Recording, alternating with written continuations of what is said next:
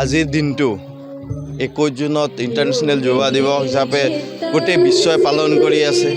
ঠিক তেনেকৈ আমাৰ বিজনী সমষ্টিত বিভিন্ন ঠাইত আমি এই যোগ অভ্যাস কৰিছোঁ। আজি আমাৰ মানাস মণ্ডলৰ তৰফৰ পৰা আমি মানাস মণ্ডলত কৰিছোঁ। এতিয়া আমাৰ বিষ্ণুপুৰ যি BOP SSB 15 বেটেলিয়ন তেওঁলোকেও এই যোগ অভ্যাসৰ এক কাৰ্যক্ৰম কৰিছিলে। তাতেও মোক নিমন্ত্ৰণ জনাইছিলে, মই আহিছোঁ। খুব ধুনীয়াকৈ স্কুলৰ ছাত্ৰ ছাত্ৰী গাঁৱৰ মানুহক লৈ এই যোগ অভ্যাস কৰা হ'ল।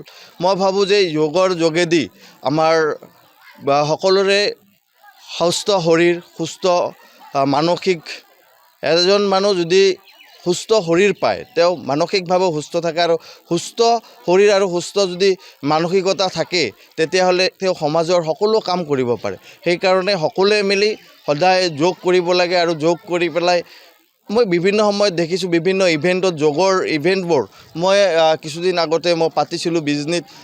আমাৰ অসমৰ বিভিন্ন 23টাকৈ জিলা অংশগ্ৰহণ কৰিছিলে। খুব ধুনীয়া কাৰ্যসূচী হৈছিলে। যোগৰ দ্বাৰাও আমি কিন্তু আমাৰ কেৰিয়াৰ বনাব পাৰি বা আমাৰ স্পৰ্টছত আমাৰ যথেষ্টখিনি সহায় কৰে। মই সেইকাৰণে ভাবোঁ যে যোগ সদায় কৰিব লাগে আৰু নিজকে নিৰোগী কৰি ৰাখিব লাগে। আমাৰ ভাৰতীয় মুনি ঋষিসকলে এই যোগ অভ্যাস আৰম্ভ কৰিছিলে। এতিয়াও গোটেই বিশ্বই, আমাৰ ভাৰততকৈ বিভিন্ন ৰাষ্ট্ৰই বেছি আঁকোৱালি লৈছে এই যোগ অভ্যাসক।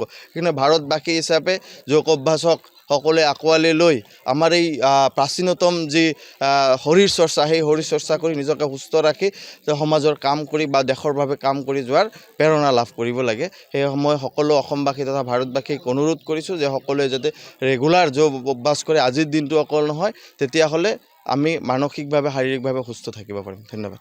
যিকোনো খবৰৰ বাবে যোগাযোগ কৰক 7099017330 লগতে 7099017110 নম্বৰত।